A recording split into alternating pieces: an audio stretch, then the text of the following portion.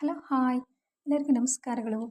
ಇವತ್ತು ನಾನು ಮಾವಿನಕಾಯಿ ಜಾಮ್ ಹೇಗೆ ಮಾಡೋದು ಈಸಿಯಾಗಿ ಅಂತ ಹೇಳ್ಕೊಡ್ತೀನಿ ಬನ್ನಿ.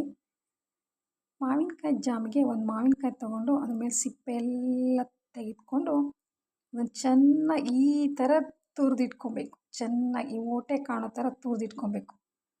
ತುರಿದಿಟ್ಕೊಂಡು ಅದಕ್ಕೆ ಉಪ್ಪು, ಏಲಕ್ಕಿ ಪುಡಿ ಮತ್ತು ಬೆಲ್ಲ ಹಾಕಿ ಚೆನ್ನಾಗಿ ಕುದಿಸ್ಬೇಕು. ಒಂದು 10-15 ನಿಮಿಷ ಚೆನ್ನಾಗಿ ಕುದಿಸ್ಬಿಟ್ರೆ ಈ ಥರ ಜಾಮ್ ರೆಡಿ ಆಗುತ್ತೆ ನೋಡಿ.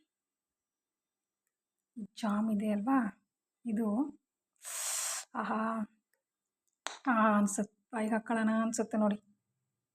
ಈಸಿಯಾಗಿ ಮನೇಲಿ ಮಾಡಿ ಇಟ್ಕೊಳ್ಳಿ. ಒಂದು ಮಾವಿನಕಾಯಿ ಸಿಕ್ಕರೆ ಸಿಪ್ಪೆ ತೆಗೆದ್ಬಿಟ್ಟು ತುರಿದು ಬೆಲ್ಲ, ಸ್ವಲ್ಪ ಉಪ್ಪು, ಸ್ವಲ್ಪ ಏಲಕ್ಕಿ ಪುಡಿ ಹಾಕಿ ಕುದಿಸಿಟ್ಕೊಂಬಿಡಿ.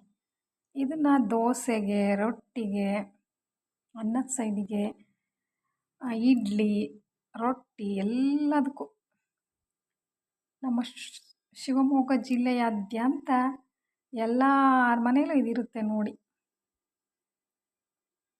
ಮಲೆನಾಡ ಸೀಮೆಯ ಒಂದು ತಿನಿಸು ಇದು. ಈ ಜಾಮ್ ಎಲ್ಲರ ಮನೇಲೂ ಒಂದು ವರ್ಷಕ್ಕಾಗುವಷ್ಟು ಮಾಡಿಟ್ಕೊಂಡಿರ್ತೀವಿ. ಓಕೆನಾ? ಈ ತುರಿದಿಟ್ಟು ಕುದಿಸಿ ಅದೆಲ್ಲ ಒಲೆ ಹಚ್ಚಿ ನಿಮ್ಗೆ ತೋರಿಸೋದು ಬೇಡ, ತುಂಬ ಉದ್ದ ಲಾಂಗ್ ಆಗುತ್ತೆ ವಿಡಿಯೋ ಅಂಥೇಳಿ ಇದೆಲ್ಲ ಹಾಕಿ ಕುದಿಸ್ಬಿಟ್ರೆ ಜಾಮ್ ರೆಡಿ ಆಗುತ್ತೆ ಅಂತ ಹೇಳ್ತಾ ಇದ್ದೀನಿ ನಿಮಗೋಸ್ಕರ. ಈಸಿಯಾಗಿರೋ ಮಾಹಿತಿಗಳನ್ನು ಕೊಡ್ತಾ ಇದ್ದೀನಿ ನೋಡಿ. ಈ ಈಸಿಯಾಗಿರೋ ಮಾಹಿತಿ ನಿಮಗೆ ಇಷ್ಟ ಆಗಿದ್ದರೆ ಲೈಕ್ ಮಾಡಿ, ಶೇರ್ ಮಾಡಿ, ಸಬ್ಸ್ಕ್ರೈಬರ್ ಆಗಿ. ಓಕೆ, ಬಾಯ್.